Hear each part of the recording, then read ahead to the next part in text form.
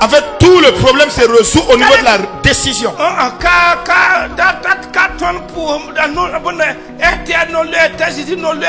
Non, non, non, c'est pas les jeunes de Jésus, de Esther, de Jésus, Non, non, non, c'est pas à ce niveau-là que nous sommes. C'est au niveau de la décision. L'Écriture nous dit, décide-toi. C'est ce que l'Écriture dit, oui ou non? Oui ou non? Mais qui a des difficultés ou des problèmes à se décider ici? Qui a des difficultés à se décider? Décide-toi. Car Dieu veut que tu quittes là.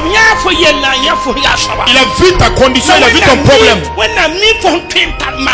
Et Dieu connaît ta capacité de faire ce que tu peux faire.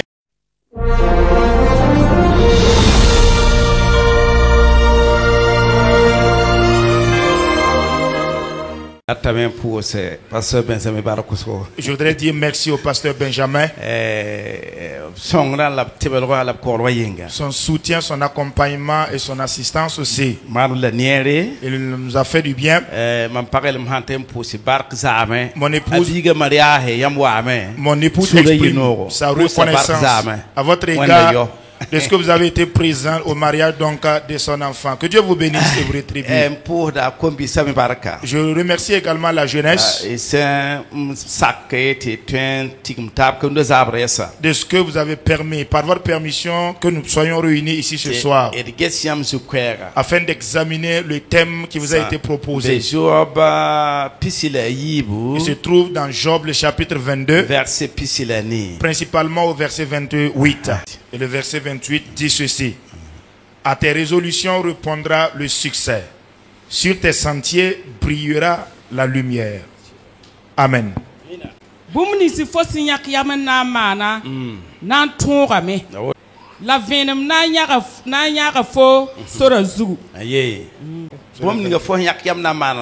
À tes résolutions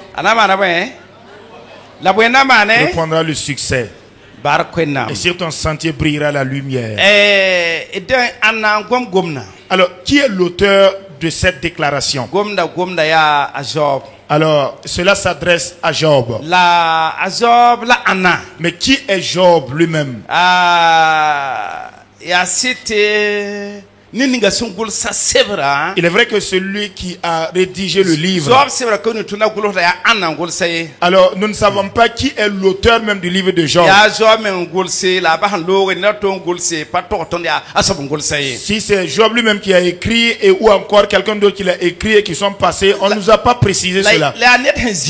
Mais c'est un personnage historique qui a vécu. Il a existé. Si vous lisez dans le livre d'Ézéchiel, le chapitre 14, et dans le verset 14 aussi, vous comprendrez que c'est un personnage qui a existé dans le temps. Et il a vécu dans la terre, dans le pays dur. Et particulièrement donc dans la contrée édomite. Dans Job chapitre 29 et le verset 7. Et il a vécu en tout cas assez longtemps. Il a eu la grâce de vivre pour environ 200 ans. Après son épreuve, donc il a vécu pendant 140 ans avant de mourir. Mais ce qui nous montre précisément qu'il a vécu jusqu'à un certain niveau, c'est que Abraham, qui est le père de notre foi, a lui-même vécu 175 ans. Donc si on nous dit que la vie de cet homme-là vaut 200 ans, nous croyons que c'est vrai. Et le thème principal du livre de Job, comment se fait-il que le juste là soit pris de souffrance? Mais tout ce que donc l'objectif donc de ce livre-là, c'est de nous présenter un Dieu donc plein d'amour.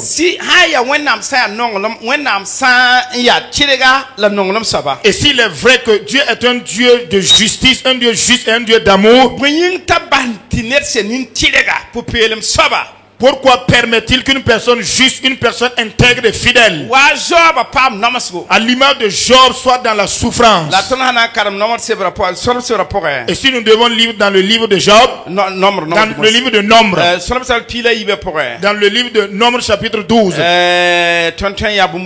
nous pourrons voir plusieurs choses là-bas. Et dans Josué chapitre 1, à partir du verset 2, et Exode chapitre 33, et le verset 11.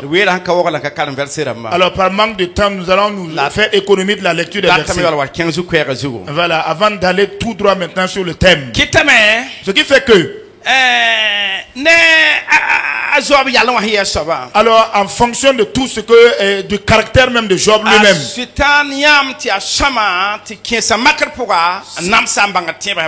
Satan a trouvé en lui donc un homme qu'il était convenable d'éprouver afin de révéler véritablement quelle était sa vie, afin de comprendre, révéler qu'un chrétien véritable. Alors ça ne se repose pas, la chrétienté véritable ne se repose pas sur la richesse ou encore sur la beauté des choses physiques. La foi réelle donc ne repose pas sur notre intellect, sur notre science pratique. Alors, mais cela repose sur la manifestation véritable de la présence de Dieu à l'intérieur de nous et que les gens puissent voir.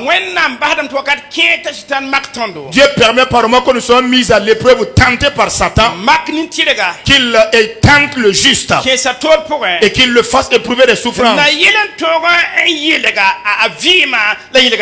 de sorte à pouvoir purifier sa vie et épurer totalement sa foi, afin qu'il soit parfait exactement comme de l'or qu'on raffine, on purifie, qui devient de l'or pur. Dans Job chapitre 23 et le verset 2 le verset 10, ainsi que 1 Pierre chapitre 1 et le verset 6 et 7. Gloire à Dieu. Donc voici un aperçu de tout ce qu'on peut dire dans le livre de Job. Mais ce n'est pas cela qui est qui nous préoccupe ce soir. Nous ne pouvons pas extraire seulement le verset 28 du chapitre 22 là, seulement parler sans vous donner un aperçu général du livre. Pour la raison pour laquelle donc nous sommes allés en arrière pour juste comprendre. Dans le chapitre 22 et le verset 28 là, qu'est-ce qui a été dit, madame? Il faut y avoir un man boum ninga na man aboye na pour mais na faut se ozutu. Voilà. Faut yak yamana man boum ninga wa. À tes résolutions, faut na torame répondra le succès. La na mana wana pam tonle. Mais comment faire pour obtenir la victoire? La réussite ou la victoire s'obtient de quelle manière? Il te faut avoir des résolutions fermes. Mais ces résolutions également doivent être de bonnes résolutions. C'est en cela que tu auras de la réussite.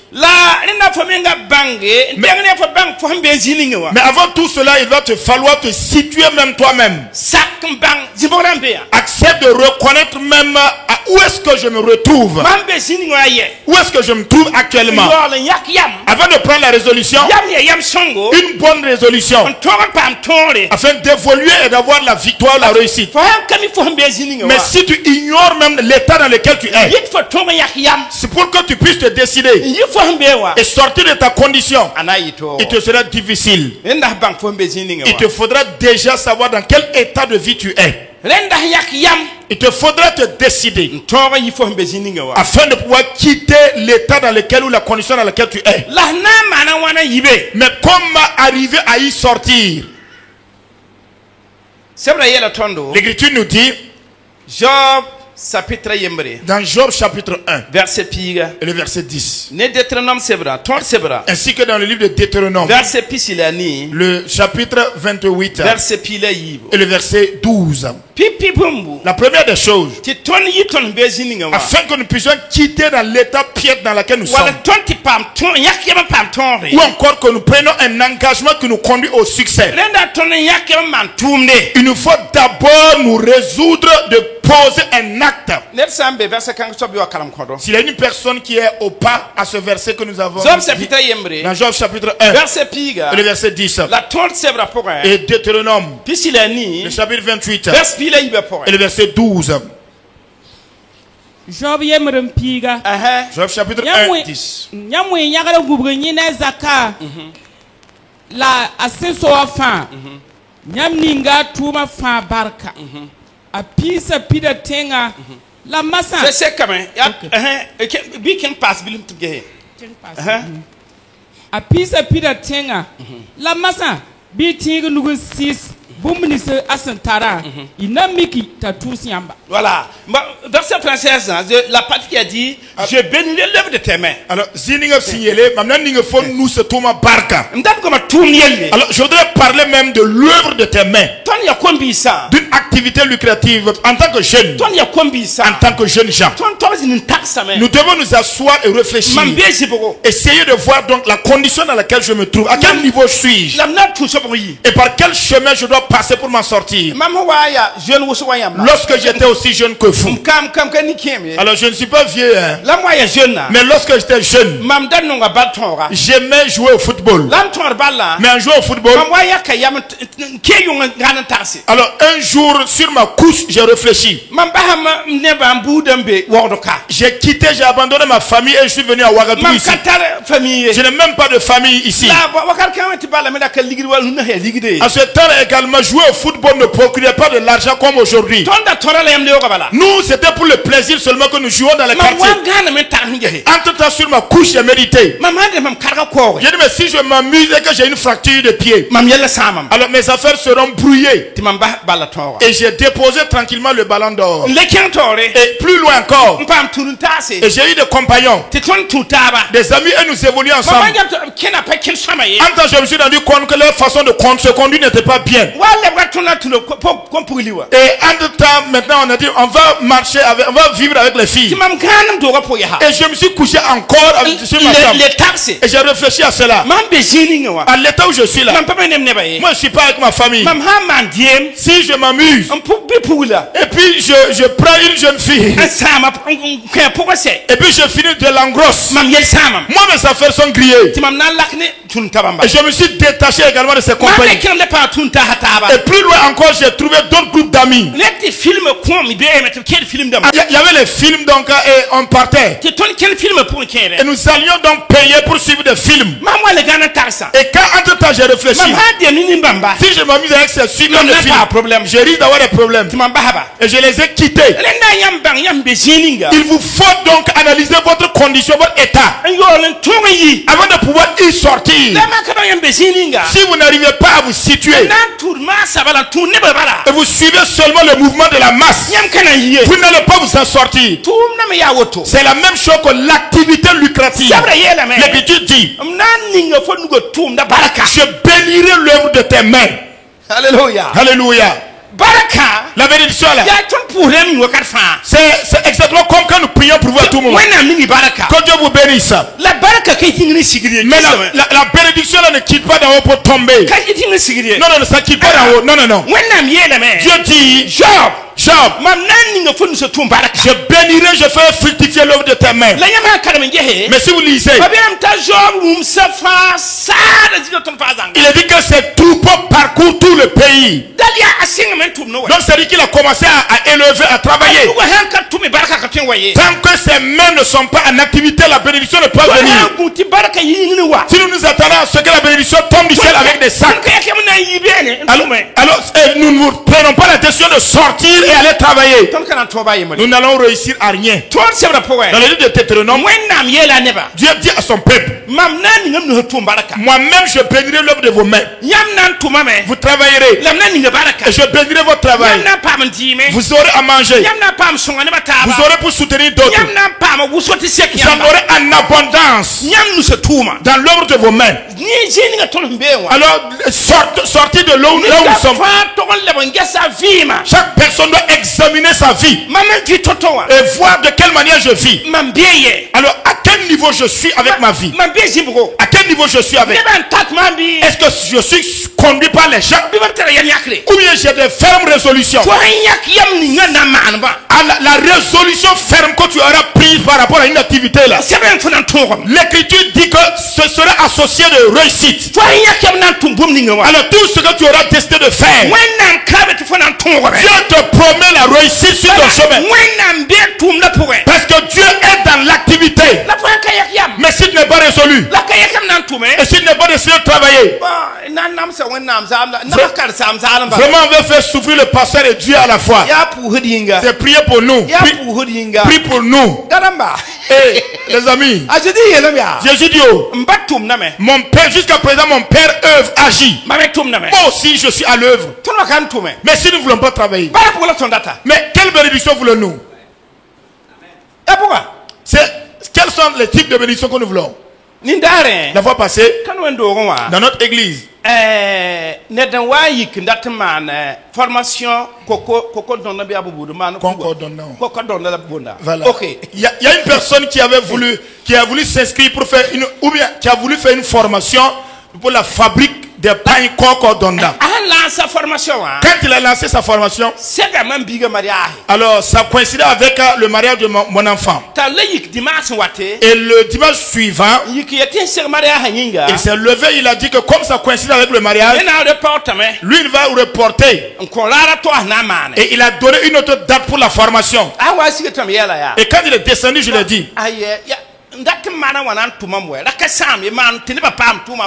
celui qui voulait se marier là-haut, il va travailler. Ce n'était pas un problème. Il fallait le faire pour que les gens puissent avoir le métier à faire. Effectivement, il a décidé de reporter afin de convier la masse, afin qu'elle vienne. Notre église là, l'église est assez vaste. Mais au moment de la formation, quand je suis allé au lieu de la formation, je suis allé trouver seulement que 2 têtes de l'église, 2 personnes, 2 femmes seulement de l'église qui étaient présentes. Toutes les autres personnes sont venues des autres églises qui connaissent le bienfait de la formation et qui sont venues apprendre. Et le dimanche qui a suivi ce dimanche-là, je me suis levé, j'ai dit aux gens, où sont les femmes là, ces femmes là qui n'ont pas de travail là? Elles ont levé vaillamment des mains. Je dis, mais où sont les jeunes qui n'ont pas de boulot? Ils ont levé vaillamment des mains. Quand ils ont levé, c'était nombreux. J'ai dit, oh.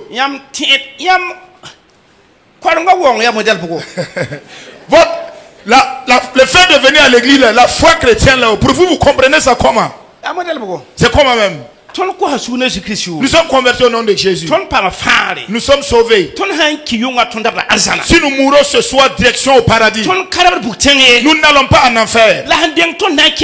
Mais avant notre départure, Dieu nous a placés sur la terre afin que nous sémons et que nous moissonnons, afin de pouvoir en témoigner, pour que d'autres personnes donnent leur vie à Jésus. Et qu'ensemble nous allons au paradis. Mais expliquez-moi, quand on a programmé la formation et que vous ne vous êtes pas inscrit là-haut, qu'est-ce que vous voulez? Que voulez-vous? Je dis, mais si vous étiez venu à la formation, parce que le monsieur avait mis les frais de formation là, de participation à 5 000. Si vous étiez venu dire que les frais de formation là sont élevés, la moitié là, l'église allait s'engager à payer la moitié et à vous subventionner pour que vous fassiez. Et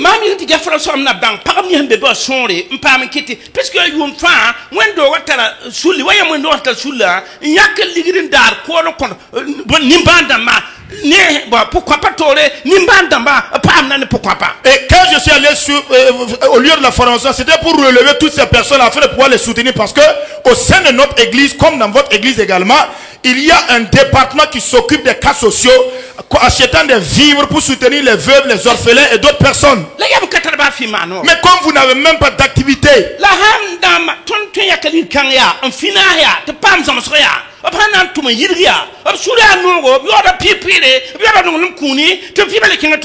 nous avons voulu prélever dans ce budget planifié de l'année là afin de vous payer la formation. Si vous apprenez le métier, vous pouvez effectivement vendre. Si vous vendez, vous avez des revenus, du bénéfice. Prélevez vos dîmes et vos offrandes et vous êtes épanouis dans votre famille.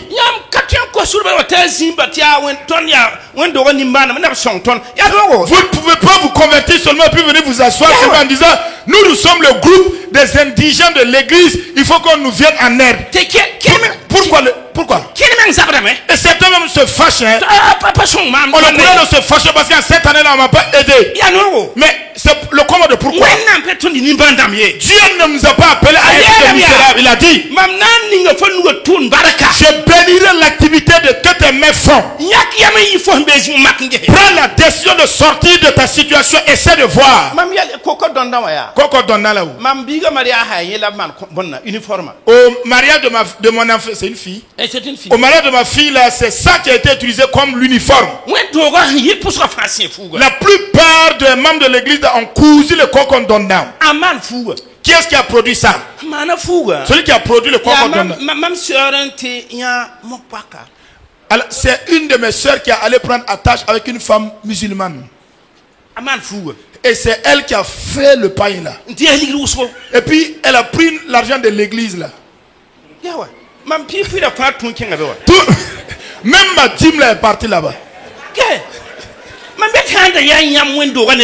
Je saurais été un d'entre vous au sein de l'église qui l'avait fait. Et si vous avez récupéré ce projet là pour le faire, combien alliez-vous gagner comme revenu? Vous serez épanoui.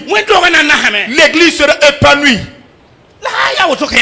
Mais si c'est comme ça, c'est qu'on n'a pas encore bougé. L'Épître aux Romains nous dit, il dit renouvelez votre intelligence. Tant que l'intelligence n'est pas renouvelée, quoi que nous prions, nous mettons du temps dans la prière pour rien ne bougera dans notre vie. Nous aurons seulement qu'un magasin d'amertume seulement. Nous aurons seulement des problèmes. Au moment où l'église a besoin qu'on finance, vous allez dire il n'y en a pas, c'est que dalle. Vous allez en parler rencontrer quelqu'un, vous devez le soutenir normalement, mais vous n'en avez pas. Vous allez prendre quoi, soulever quoi pour le donner? L'écriture dit moi-même je bénirai l'activité que tu fais de tes mains. Ce que l'écriture nous dit là, tous à tes résolutions là, Dieu lui a promis de dire je ferai en sorte que tu réussisses dans la chose. Mais il n'y a pas de peur dans cela. Il n'y a pas de peur dans cela. Dieu a dit à tes résolutions, tout ce que tu auras décidé de faire, tu auras de la réussite dans cela. Gloire à Dieu. Dans la vie là, il nous faut nous décider.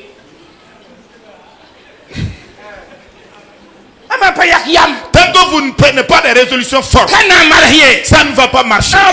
Ça ne va pas aller. Il vous faut vous décider. Voilà pourquoi j'ai dit au commencement, fais un examen de ta situation. Alors si tu rentres la nuit pour dormir, essaie d'examiner tous les paramètres de ta vie pour te situer à l'instant T. Où est-ce que tu te retrouves? Et prends une décision pour voir ce qui adviendra. Sans résolution ferme, rien ne peut bouger. Dieu est resté dans les cieux. Il a pris des résolutions en disant qu'il va créer la terre, le monde. Après sa décision, il a dit que la lumière soit. Et la lumière a paru. Il a pris la résolution et la lumière a paru. Si nous nous décidons, Dieu fera intervenir la lumière dans notre vie. Nos ténèbres vont se dissiper et laisser la place à la lumière.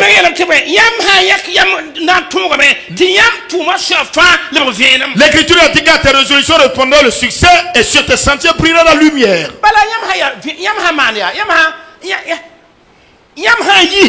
Parce que lorsque vous quittez de votre état, de votre condition misérable, vous-même vous commencez à rayonner. Vous-même vous commencez à briller. Vous ne baisserez plus jamais la tête. Vous aurez toujours la tête haute et vous marcherez en gardant tout droit devant vous. Parce que vous voyez qu'à chaque étape de vos résolutions, le Seigneur vous vient en aide. Que le Seigneur nous aide. Et que le Seigneur nous fortifie. Afin que chaque personne puisse se décider. Jeunes gens, prenez des résolutions. Beaucoup d'entre vous, vous êtes des étudiants. Beaucoup d'entre vous, vous avez fini vos études. Mais pourtant, le poste auquel vous aspirez là ne vous est pas encore ouvert. Prenez la décision de faire autre chose. Dieu a besoin, c'est Dieu qui a besoin que tu ailles par là. Prends la décision de changer la condition de ta vie. Car rien ne peut t'empêcher de réussir. Parce que Dieu lui-même est engagé avec toi dans la réussite. Que le Seigneur nous aide au nom de Jésus-Christ. Deuxième élément. Il nous faut accepter donc de marcher dans tous les principes établis par Dieu et de donner à Dieu la place de la première place dans notre vie. Le livre de Lévitique, chapitre 26, verset attends, oui, c'est 20. Je ne vois pas clair ici. C'est verset combien? Verset 3 à 9. Voilà. Lévitique. Lévitique 6, 3 à 9. Lévitique, Mancourt, chapitre 8, verset 30 à 8. L'Écriture nous dit dans le texte là que si vous obéissez à mes commandements, à mes lois, si vous trouvez le passage, vous pouvez lire rapidement pour nous.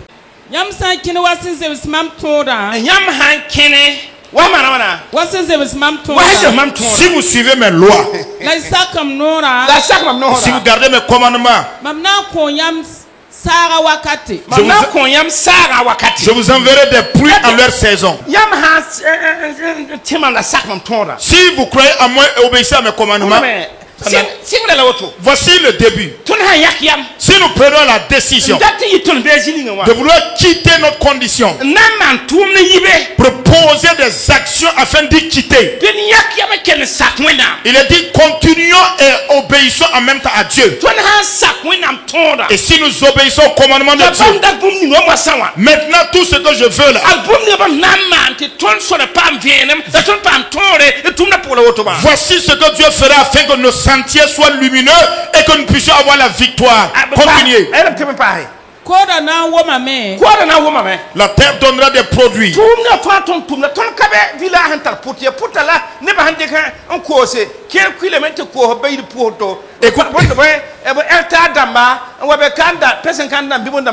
Nous ne sommes pas au village pour avoir des champs ou des amours de culture. Certains sont rentrés chez eux au village et ils ont vendu des hectares, les terres là, et ils sont revenus à Ouagadougou acheter des P50 en train de tourner. C'est un problème de mentalité. Tout cela, il y a tous yélé. Sinon, on ne vend pas ces amours de culture. Lisez la Bible. Naboth, qu'est-ce qui a occasionné le décès, la mort de Naboth?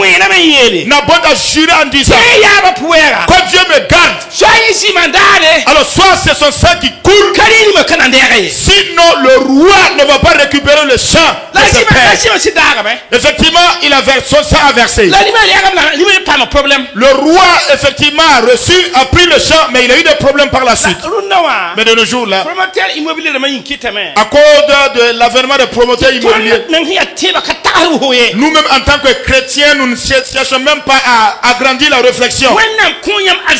Dieu vous a donné de la richesse, des grands espaces que vos pères ont mis à votre disposition, et vous venez à Ouagadougou, au lieu de prendre la décision de faire quelque chose, vous retournez, vous prenez donc ces amours de culture là et vous vendez.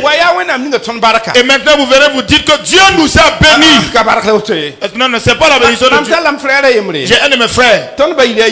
Nous sommes, notre village c'est Yimdi. Et donc les lieux de culture de nos pères.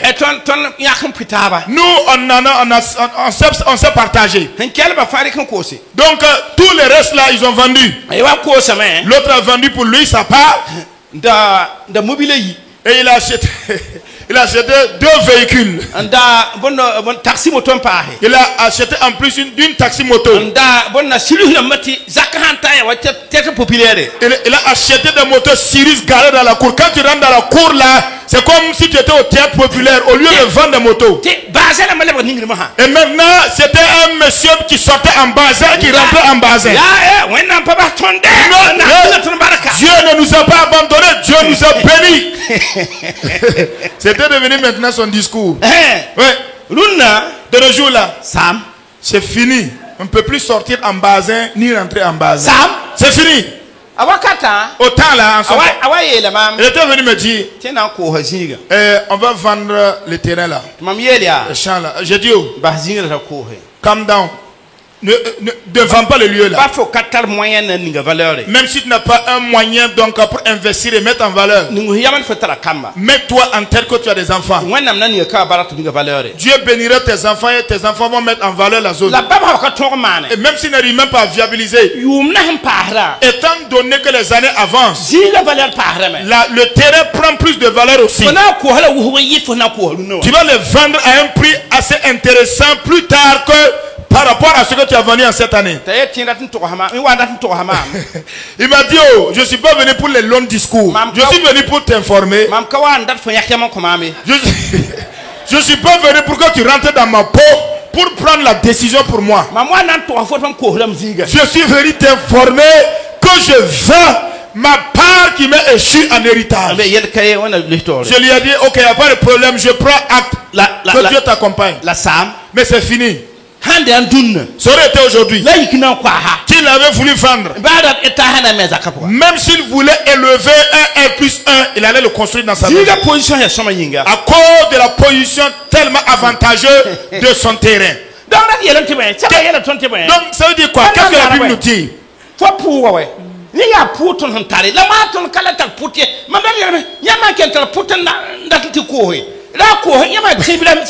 Allez, maintenant nous n'avons plus donc de champs comme ça cultivables. Mais je ne sais pas si vous en avez et que vous avez à l'esprit d'aller vendre, s'il vous plaît, n'en vendez pas, ne vendez pas. Il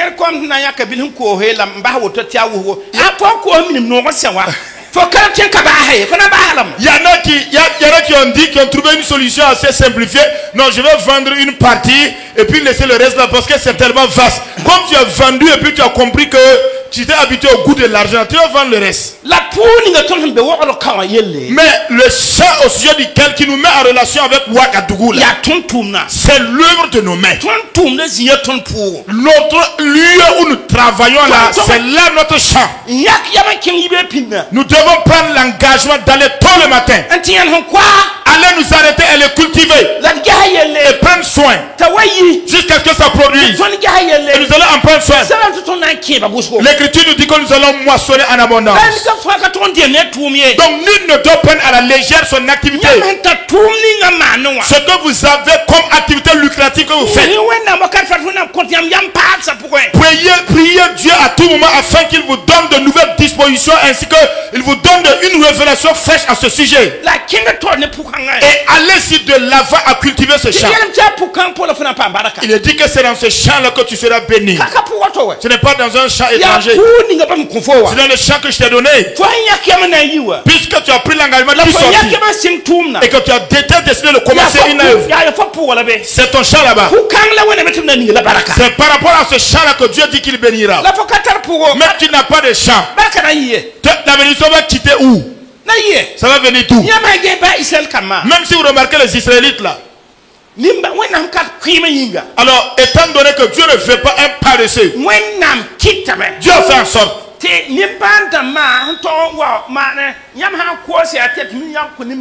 Alors, si vous finissez de cultiver obligatoirement, il faut enlever la part des indigents.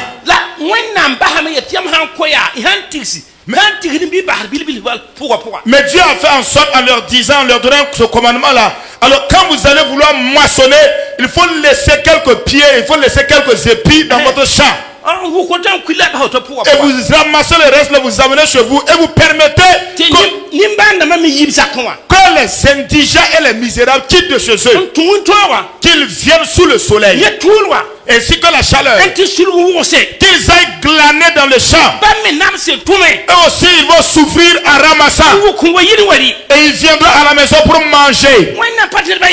Dieu ne veut pas que quelqu'un soit paresseux.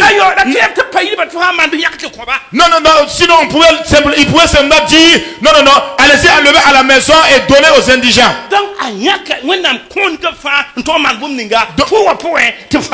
Donc Dieu a donné des instructions par rapport à la conduite de chaque personne dans le même champ afin que tout soit épanoui. Terminez le verset.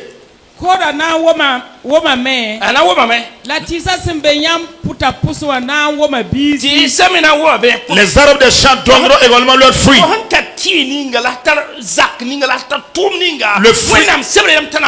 Le fruit, la maison et le travail que tu as, la parole de Dieu apporte une précision que ça va porter du fruit. Ça va porter du fruit. Tout ce qu'un chrétien fait avec le Seigneur, ça produira du fruit. Parce que Dieu est dans sa parole. Il a dit que je bénirai.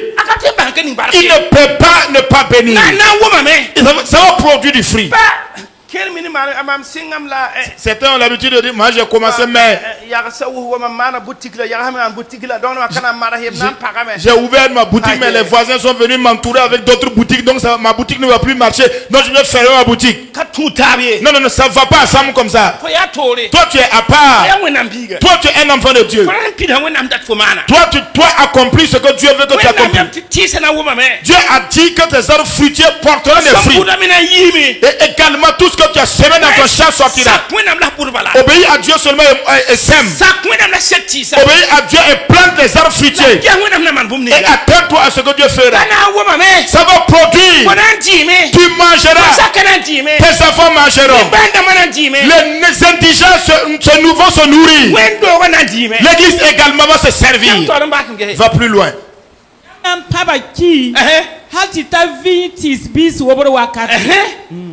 La yamna woba vi tis bisi hatita buru wakate yamna di min tiré la zindi solma pour ne la fi. À peine aurez-vous battu le blé que vous toucherez à la vendange.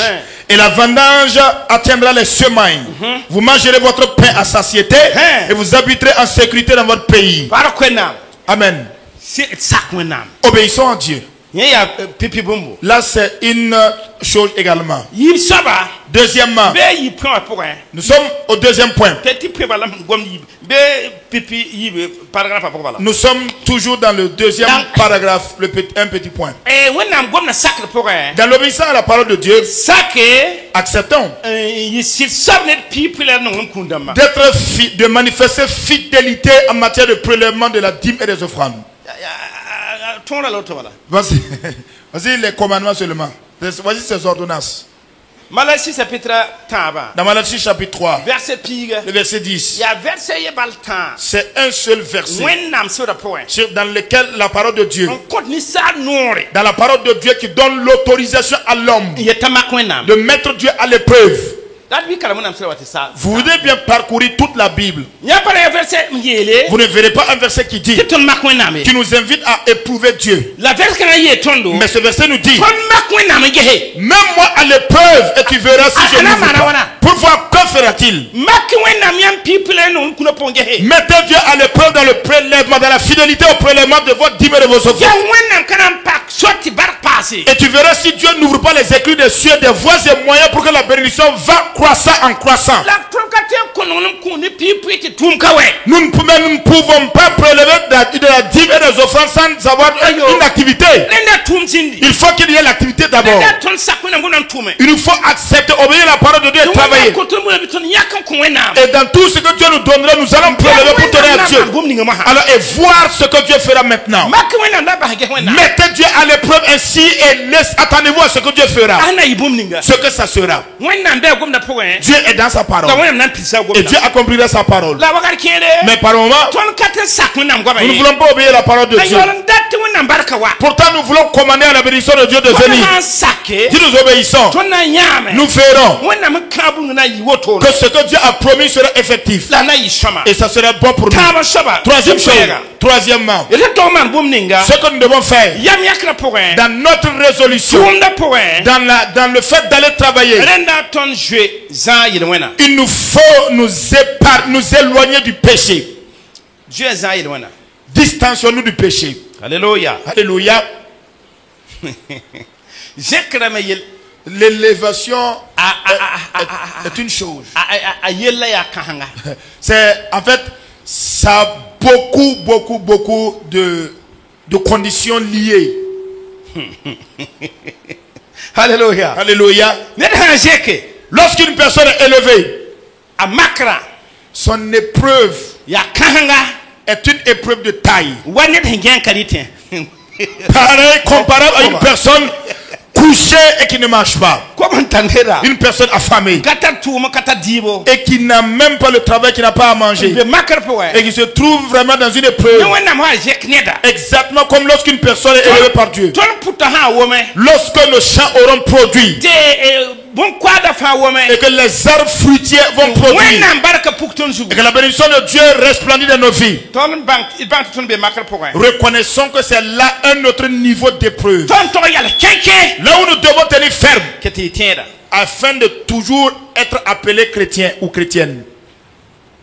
Il est dit alors que la faiblesse d'un homme c'est l'élévation. Vous comprenez, non?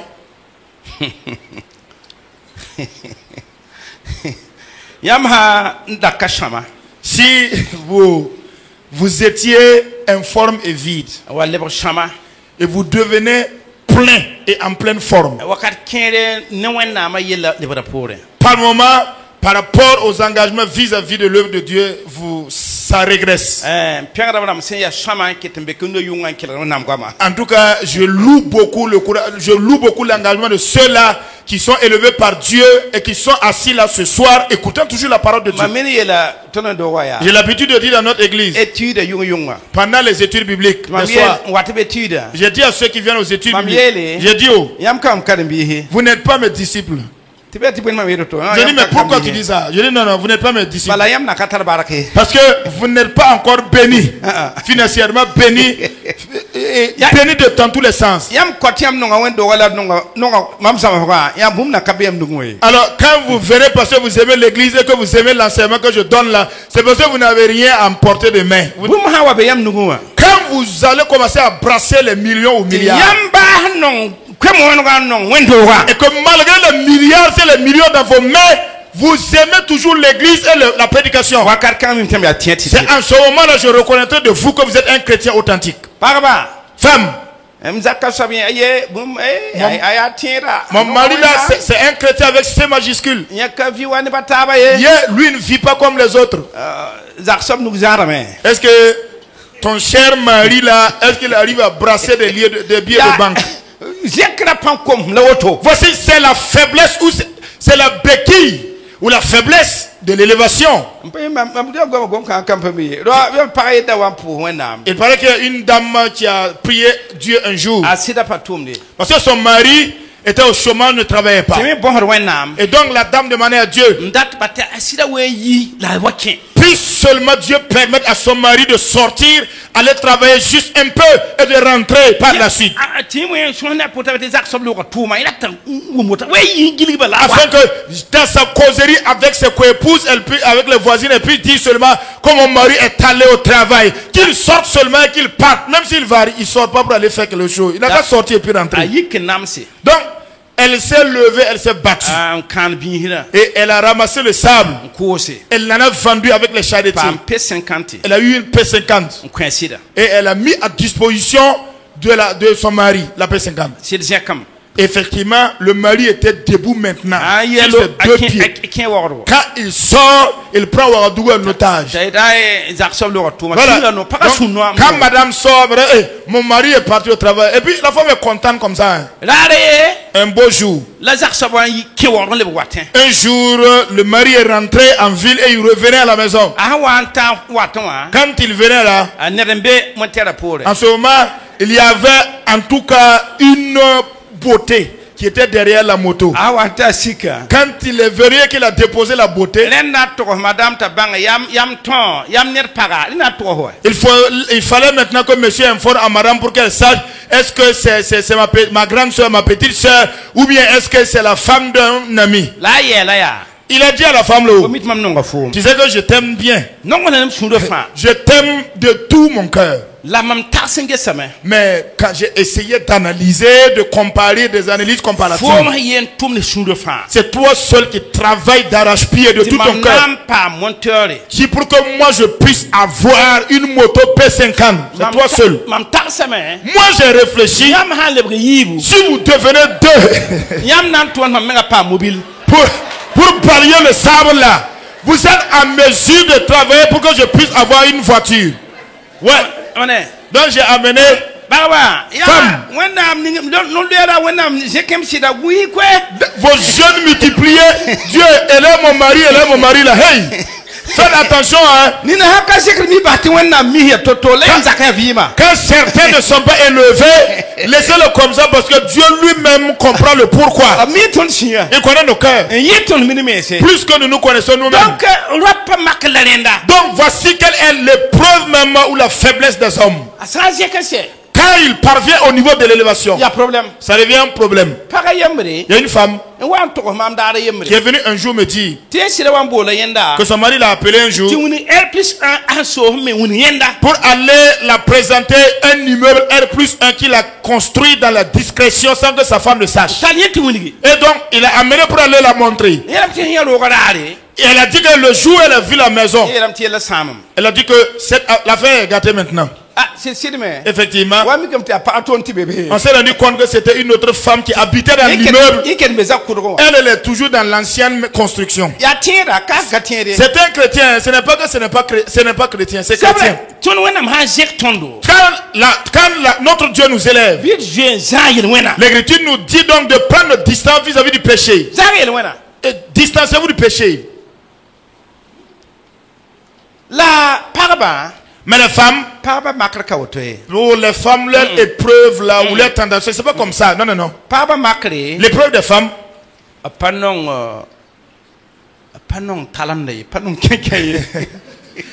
elles n'aiment pas du tout quand c'est la sécheresse et l'aridité là. La pauvreté avec P majuscule, elle n'aime pas.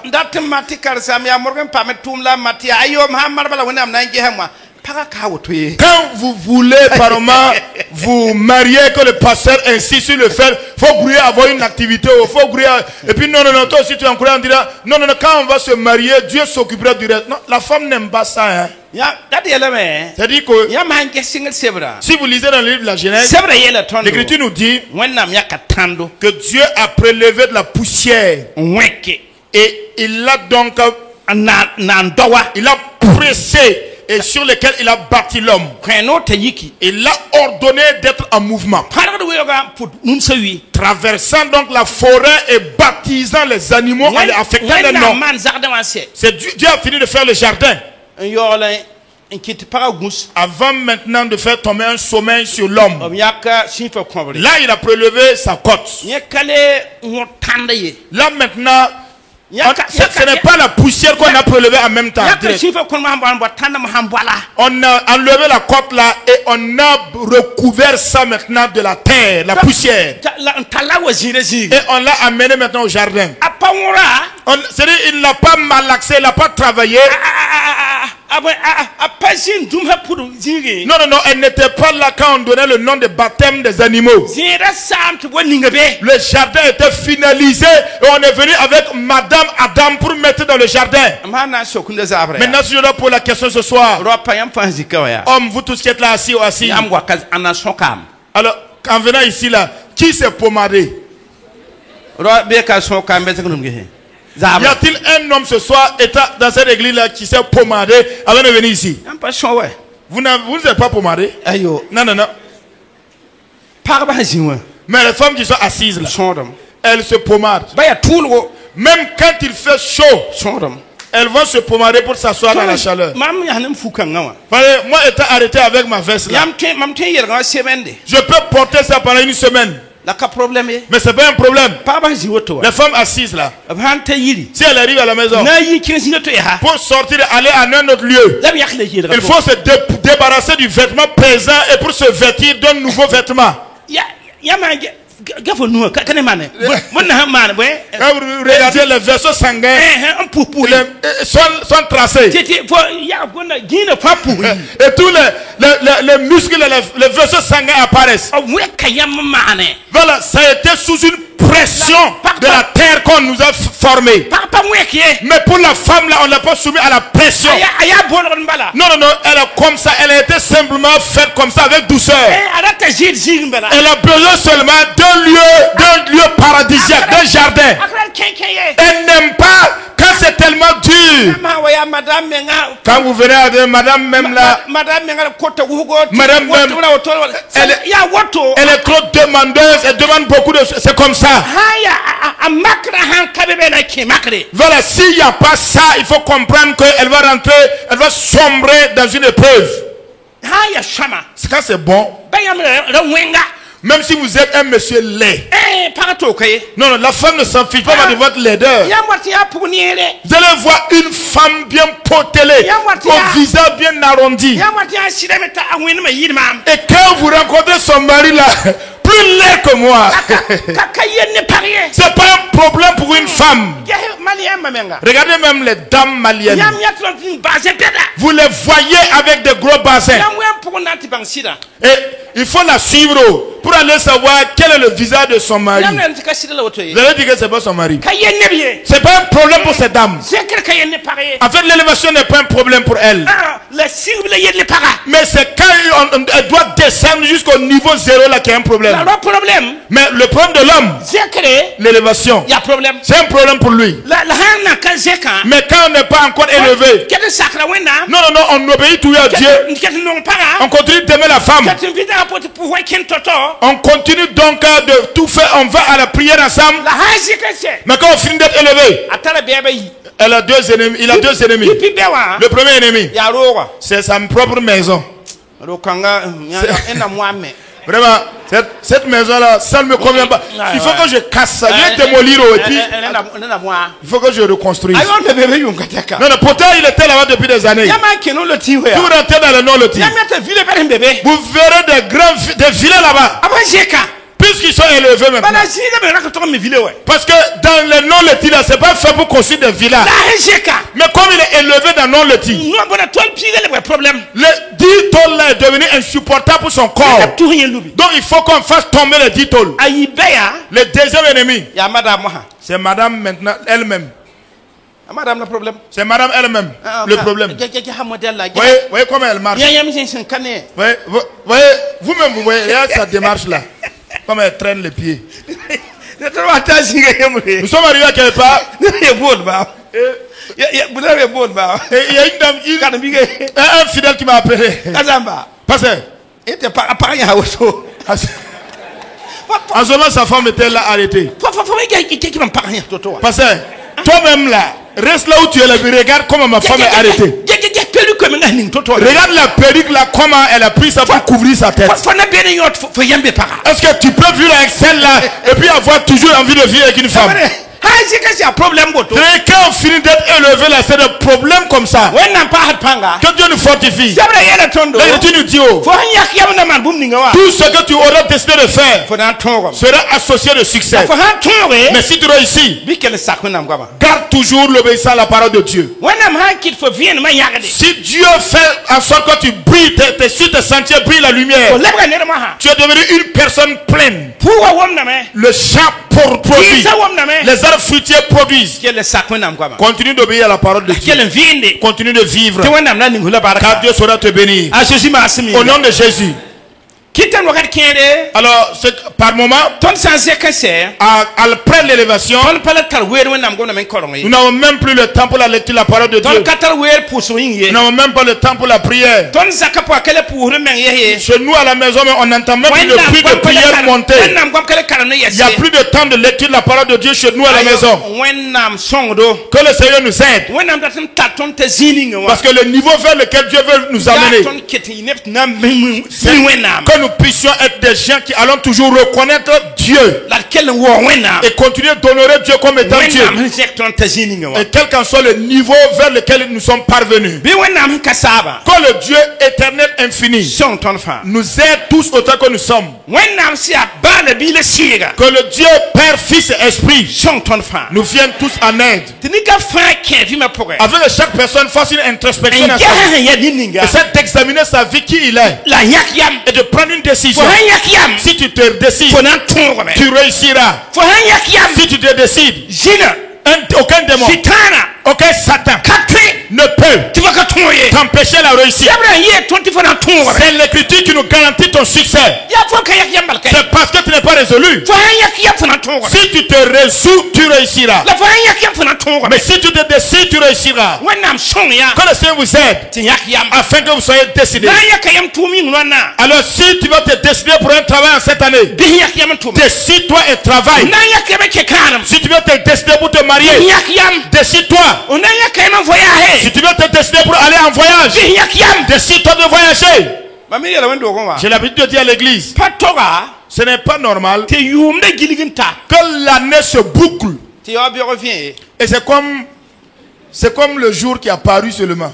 12 mois dans l'année arrive jusqu'à se boucler et aller croiser janvier. Et c'est comme pour toi seulement la lumière, le jour qui paraît. Il n'y a même pas eu de changement dans ta vie. Par moi, j'ai dit, si tel est le cas, même si c'est ton habit là, quand l'année va se boucler et que rien n'a changé, enlève l'habit là-haut et puis tu portes ça à l'envers. Toi, il faut trouver quelque chose pour changer dans ta vie. Tu ne peux pas porter un tel vêtement, un tel costume, et puis ça ne marche pas. Enlève ça et puis tu portes à l'envers. Quand les gens vont s'en apercevoir, ils vont dire que ton habit là c'est à l'envers. Je n'ai pas d'habit pour changer. Que le Seigneur change nos vies. Que le Seigneur change nos vies.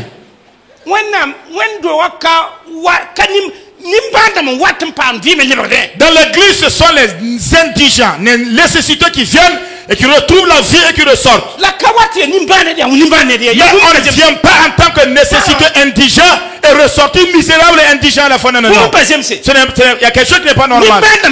Les misérables viennent. Les malades viennent à l'église. Les fous viennent à l'église. Ceux qui ont des difficultés viennent. Mais quand ils viennent rencontrer Jésus, il y a un changement qui doit naître.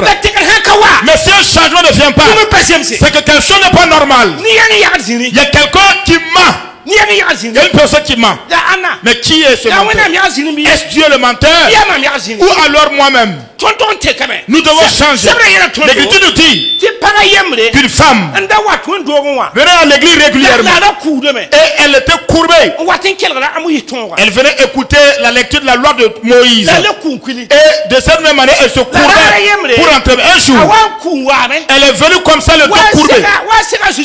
Elle a rencontré, donc ça coïncidait avec la venue de Jésus. Jésus l'a vu. Jésus l'a redressée. Et elle est rentrée. Et pourtant elle marchait comme ça. Donc courbée, elle venait écouter. Et elle retournait à cette même posture. Et elle revenait de la même manière. Elle retournait de la même manière. Ce n'est pas ainsi. Elle n'avait pas encore rencontré Jésus. Si vous continuez d'être courbé, vous devez rencontrer Jésus pour qu'il vous transforme. Nous devons venir donc courber à l'église. Mais en rentrant à la maison, on doit être redressé. Mais quand on est redressé, on est redressé. On ne doit pas encore être courbé. Frère, décide-toi.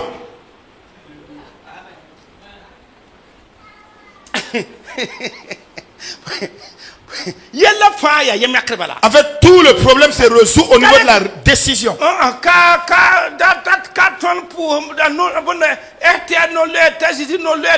non, non, c'est pas le jeûne de Jésus, de Esther, de Jésus, Non, non, non, c'est pas à ce niveau-là que nous sommes. C'est au niveau de la décision. L'Écriture nous dit, décide-toi. C'est ce que l'Écriture dit, oui ou non? Oui ou non? Mais qui a des difficultés ou des problèmes à se décider ici? Qui a des difficultés à se décider? Décide-toi. Car Dieu veut que tu quittes là. Il a vu ta condition, il a vu ton problème. Et Dieu connaît ta capacité de faire ce que tu peux faire. Nous sommes allés en Séoul, en Corée du Sud. Nous sommes allés là-bas et le coroner nous a chassés. Nous sommes revenus. Au début donc du coronavirus. Quand nous sommes allés, celui qui nous a invités là, l'autre là, il nous a amené faire le tour ou la visite de son église pendant toute une journée. Pendant toute une journée consacrée à la visite de l'église. L'église est localisée comme dans ce lieu-là.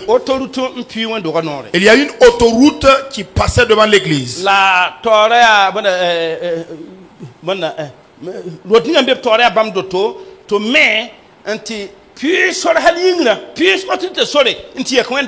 Et il y avait plus loin, il y avait donc des constructions qui étaient devant. Ça leur appartenait, ils ont construit jusqu'à traverser l'autoroute.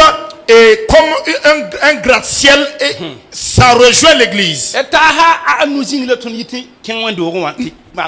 Nous descendions donc d'un immeuble de 5 étages et pour venir à l'église et faire le culte.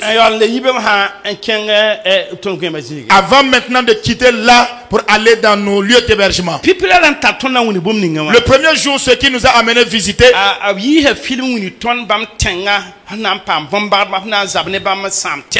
il nous a fait une projection pour nous faire connaître, nous revivre l'histoire de leur pays quand le pays a été soumis à des bombardements. Et nous avons suivi ce film. Alors tous ceux qui étaient là-bas avant nous et nous qui sommes partis en son temps également, nous avons tous pleuré. À la suite de cela, que les gens de la localité de Séoul ont pris la ferme résolution de sortir de cette piètre misère. Maintenant, ce qu'ils ont construit là-bas et tout ce qu'ils ont fait sont tellement extraordinaires. Il a dit que le but de nous avoir appelés là, l'objectif, c'est que nous comprenons que Dieu a déposé des talents dans la vie de chaque être humain. Il a dit que ce qui est en nous là vaut et dépasse ce que lui a déjà exploité et travaillé, mais mis en œuvre.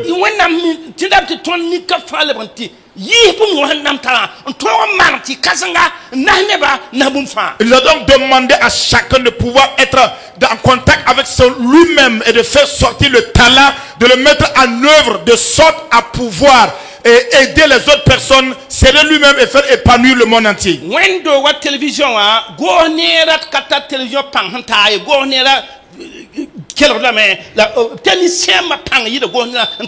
La chaîne de télévision que l'église de l'église émet sur toute l'étendue du territoire, et il n'y a pas une chaîne de télévision publique de l'administration qui émet avec une telle portée comme leur chaîne de télévision, parce que les techniciens sont plus aguerris.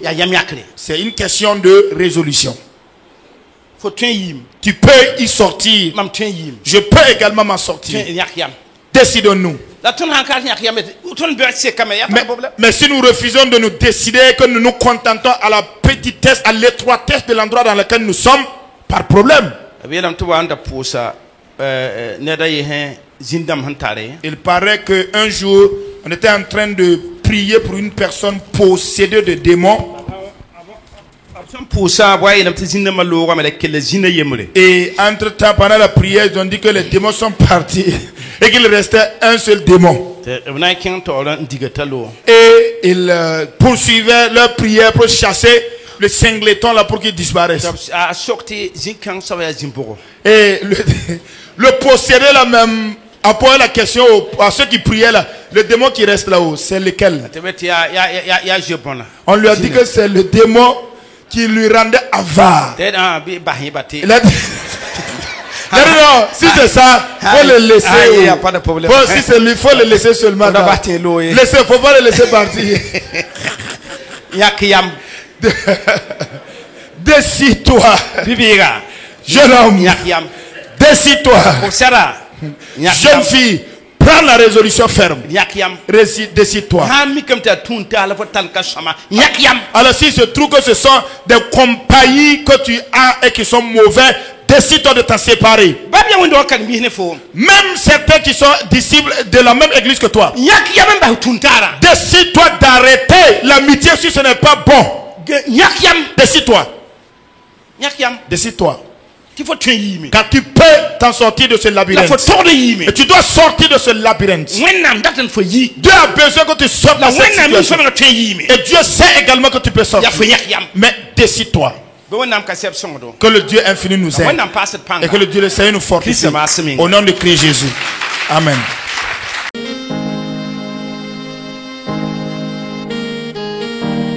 En toi, Seigneur, je veux toujours m'habiter. Chaque instant de chaque jour qui passe, en toi seul je veux me confier. Tu es mon Seigneur, tu es mon Sauveur, tu es mon Rédempteur. Alléluia. Merci Seigneur.